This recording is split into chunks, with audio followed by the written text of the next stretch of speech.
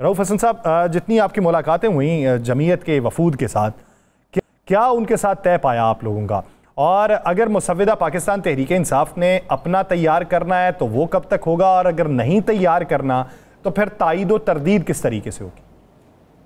Thank you अजीम साहब, very kind of you.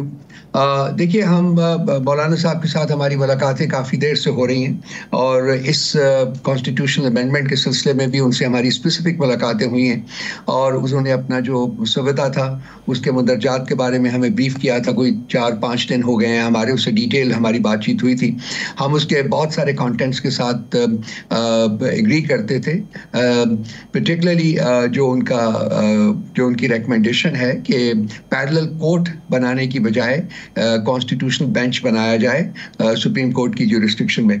हमारा ख्याल था कि ये शायद मामला जो है इस तरीके से हल हो सके, लेकिन उस दिन के बाद, उस मीटिंग के दिन के बाद से जो हुकूमती कोalition की तरफ से जो स्टेटमेंट्स आई हैं, पर्टिकुलरली पीपल्स पार्टी और PMLN की तरफ से, वो इंतहाई डिस्टेस्टफुल हैं। और इसी तरह से आपने मौलाना साहब का भी जिक्र किया। मौलाना साहब जो हैं उन्होंने एक आइन की सपोर्ट में, जमहूरियत की सपोर्ट में और इंसाफ की सपोर्ट में और एक स्ट्रॉन्ग जुडिशरी होने की सपोर्ट में जो उनकी कंटेंशन है वो उसके ऊपर कायम है।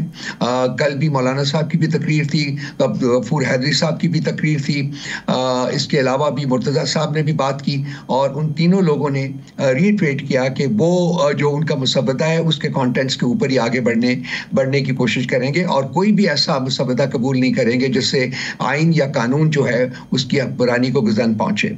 जो अनफॉर्चुनेटली लगता है कि जो हुक्मरान तबका है वो वही चाहता है, वो चाहता है कि सुप्रीम कोर्ट जो है वो कॉन्स्टिट्यूशनल कोर्ट के ताबे हो जाए, और वो सुप्रीम कोर्ट जो है वो एग्जीक्यूटिव के हाथ में मफकूद हो जाए, उनके ताबे हो जाए, ताकि वो अपनी पसंद के जजेस लगा सकें, अपनी पसंद के बेंचेस बना सकें और अपनी पसंद के फैसले जो हैं वो उनसे ले सकें। ये हमें भी कबूल नहीं है, बिल्कुल हम JUI के साथ खड़े हैं। दूसरा आपके सवाल का हिस्सा जो है वो है हमारे अपने मुसव्वदे के बारे में। तो चूंकि हम JUI के साथ मिलके इस चीज़ को आगे बढ़ा रहे हैं, इसलिए उन्हीं के मुसव्वदे को बेसिक डॉक्यूमेंट बना के हम बात कर रहे हैं।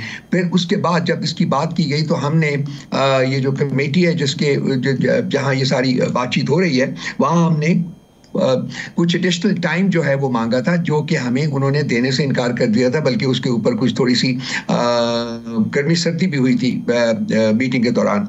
तो अब ऐसा लगता है कि जो तलवार इनके सर के ऊपर लटकी हुई है हुक्मरान तबके के, वो उनको मजबूर कर रही है कि वो फौरी तौर के ऊपर इस अमेंडमेंट को मंजूर करवाएं। तो ये गलत या ठीक तरीके एम्प्लॉय करेंगे। 18 का नहीं है, अब जो नेशनल असेंबली की जो मीटिंग कन्वीन की गई है वो 18 को पहले की गई थी, अब 17 को कन्वीन कर दी गई है और इस कमेटी की मीटिंग जो है वो कल रखी गई है। सो जल्दी है, बहुत जल्दी, इनको पता नहीं किस चीज की जाती है। नहीं, वो जो आप बात कमेटी की मीटिंग की बात कर रहे हैं, इधर बात तो सर इजलास बुलाने की है। इजलास के लिए 18 तारीख इजलास तो बुला लिया गया है जी, मैंने कहा ना कि 17 को बुला लिया गया है। 17 को वो सेनेट का बुलाया गया ना, 17 को नहीं, 17 का नेशनल असेंबली का बुलाया गया जी। अच्छा रऊफ साहब, ये तो हो गया सारा। आप समझते हैं कि मौलाना साहब के साथ जो आप लोगों की बात हुई थी, मौलाना साहब उसी पे खड़े रहेंगे? क्योंकि मौलाना साहब के एजाज़ में कल और बिलावल साहब के एजाज़ में कल मियाँ नवाज शरीफ साहब ने इशाया रखा हुआ है, कहीं ऐसा तो नहीं कि बात पलट जाए? अजीम साहब, पिछले 2 हफ्ते में कितनी मीटिंग्स हुई हैं, कितनी दफ़ा ये लोग जो हैं वो मौलाना साहब के घर गए हैं, बिलावल साहब भी गए हैं, बाकी प्राइम मिनिस्टर साहब भी गए हैं, सदर साहब भी गए हैं और भी जो वफूद हैं उनके वो गए हैं। क्या मौलाना साहब का स्टांस जो है वो आपको बदलता हुआ नजर आया है? मेरा तो ख्याल है कि वो और ज़्यादा हार्डन हुआ है और ज़्यादा उन्होंने रीट्रेट किया है और ज़्यादा शदीद अल्फाज में बयान किया उन्होंने कि जी हम इसके ऊपर कॉम्प्रोमाइज़ नहीं करेंगे। तो मेरा नहीं ख्याल कि वो एक खाना छोड़े 10 खाने भी हो जाएं, एक मीटिंग छोड़े 10 मीटिंग्स भी हो जाएं, कि वो जो असूली उन्होंने फैसला किया, मेरा नहीं ख्याल कि उसमें किसी किस्म की वो लचक दिखाएंगे। अच्छा रऊफ हसन साहब, ये बताइए कि उनका इस बारे मौक़िफ़ क्या है कि जो लगाए जाने सुप्रीम कोर्ट के चीफ जस्टिस, उनका जो है तकर्रुर जो होगा वो सीनियर मोस्ट 3 में से होगा या सीनियर मोस्ट का होगा या 5 में से होगा?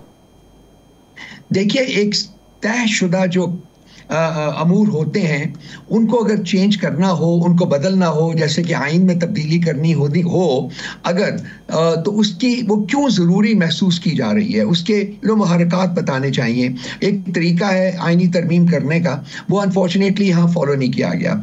इस वक्त जो आइनी तरमीम ये करना चाहते हैं उसका सिर्फ और सिर्फ एक ही ऑब्जेक्टिव हमें समझ में आता है कि ये चाहते हैं कि सुप्रीम कोर्ट जो है उसकी ज्यूरिस्डिक्शन को कर्टेल किया जाए, उसकी पावर्स को कर्टेल किया जाए और पावर्स जो हैं वो कॉन्स्टिट्यूशनल कोर्ट को पास की जाए और कॉन्स्टिट्यूशनल का कोर्ट का जो चीफ जस्टिस है वो प्राइम मिनिस्टर बनाए और उसके जो बाकी जज साहिबान हैं वो चीफ जस्टिस बनाए। इस तरीके से ये अपनी पसंद के बंदे को कॉन्स्टिट्यूशनल कोर्ट का चीफ जस्टिस बनाएंगे और वो इनकी पसंद का बंदा अपनी पसंद के जजेस को अपनी वहां अपॉइंट करवाएगा। कंसिक्वेंटली कॉन्स्टिट्यूशनल कोर्ट जो है वो इनकी हाथ में खिलौना बन जाएगी और वहां से ये अपनी पसंद के फैसले जो है वो करवा सकेंगे। कंकरेंटली जो सुप्रीम कोर्ट है वो एग्जीक्यूटिव के ताबे हो जाएगी, क्योंकि ये चाहते हैं कि जो इस वक्त तक तय है तरीका वो ये है कि सीनियर मोस्ट जज जो है वो चीफ जस्टिस बनता है सुप्रीम कोर्ट का। अब ये चाह रहे हैं कि सीनियर तरीन जो 3 जजेस हैं उनमें से एक को चूज जो है वो एग्जीक्यूटिव करेगी, वो प्राइम मिनिस्टर करेगा। इस वक्त जो 2 सीनियर तरीन जज हैं, एक मंसूर साहब और एक मुनीफ साहब हैं, तो ये इंडिपेंडेंट जजेस हैं। तीसरा जो जज है वो मेरा ख्याल है कि ये उसके ऊपर इनकी नजर है कि उनको ये चीफ जस्टिस बनाना चाहते हैं। तो ये तमाम ऑब्जेक्टिव जो है ये person specific, agenda specific changes हैं जो लाना चाह रहे हैं। इस तरीके से कॉन्स्टिट्यूशन में अमेंडमेंट नहीं की जाती, नहीं होनी चाहिए।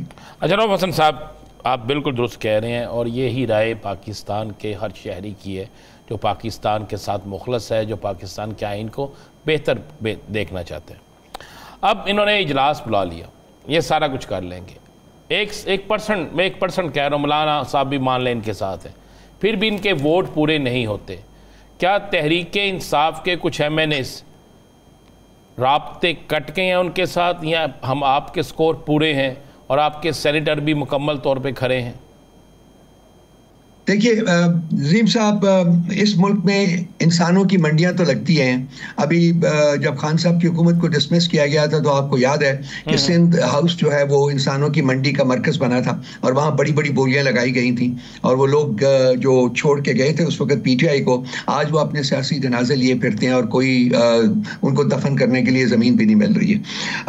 हम अपने लोगों के MNAs और सेनेटर्स के बारे में ये अर्ज़ करूँगा कि हमें पूरा यकीन है उनके ऊपर कि वो PTI के साथ खड़े हैं, PTI के मैनिफेस्टो के साथ खड़े हैं, PTI के हमारे लीडर इमरान खान साहब की विजन के साथ खड़े हैं। हमें यकीन है कि वो नहीं जाएंगे, वो पार्टी के बरखिलाफ कोई वोट नहीं देंगे। लेकिन इस चीज़ से भी इनकार नहीं किया जा सकता अजीम साहब, हमारे कुछ लोगों ने ये भी बताया कि 70 करोड़ और एक शख्स ने बताया कि 1 अरब रुपए की उनको ऑफर की गई है।